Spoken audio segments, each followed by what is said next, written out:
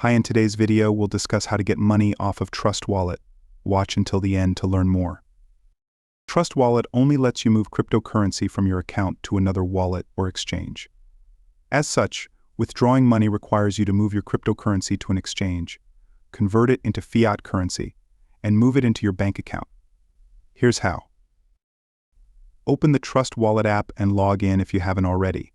You can also use the browser extension on Chrome. Once logged in, choose the cryptocurrency you want to withdraw. Doing so brings up a page with send and receive options, the balance, and the transaction history. Click Send to initiate the transfer. Enter your crypto exchange's wallet address and the amount you want to transfer, then click Preview. The preview page reveals the amount, recipient's address, and transfer fees. Double-check this information before hitting Continue. Trust Wallet will move your cryptocurrency to the exchange's wallet address. Once this is done, log into the exchange and click Convert or Sell to change your crypto into fiat currency. Enter your bank account details and confirm the transaction to withdraw the money into your bank account. And there you have it.